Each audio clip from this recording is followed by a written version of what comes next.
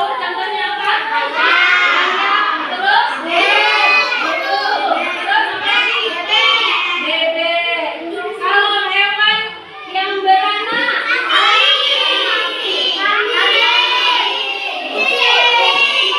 pintar semua, alhamdulillah. Tidak sia-sia kita belajar tentang kehidupan yang ciri-ciri makhluk hidup di sekitar kita. Jadi akan bisa melihat di sekitar lingkungan kita. Oh, ini berarti makhluk hidup. Bisa dilihat di samping kita semua. Nah, itu ada pohon di luar. Ada pohon, itu ada pohon, itu namanya perkembangbiakan makhluk hidup, yaitu tumbuhan. Apakah pohon tersebut bisa langsung besar seperti itu? Tidak. Maka dari itu kita melalui proses, yaitu dengan cara dirawat. Adanya rasa apa namanya dari kita itu?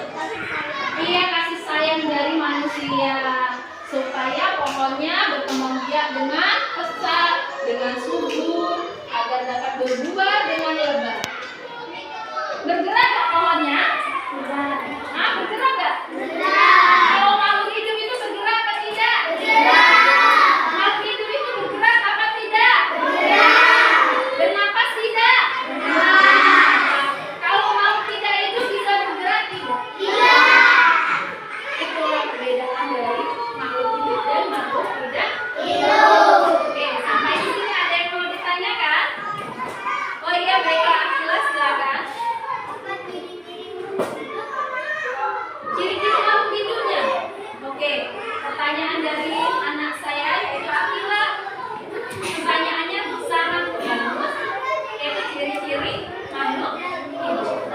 Makhluk hidup itu makhluk yang berkembang biak, yang bisa bergerak, bisa besar, dan tidak bisa kecil. Karena namanya berkembang biak itu dia membesar, banyak, mendapatkan keturunan yang lebih banyak lagi. Itu adalah ciri-cirinya. Contohnya ayam, dia bertelur lalu dia menghasilkan anak. Itu namanya berkembang biak. Dari anak tadi bisa menjadi besar lagi dan bisa menghasilkan telur kembali. Itu namanya perkembang biakan makhluk hidup. Ciri-cirinya itu ayam, bisa pohon, dan bisa lain sebagainya. Ada lagi yang mau ditanya? Iya, baiklah.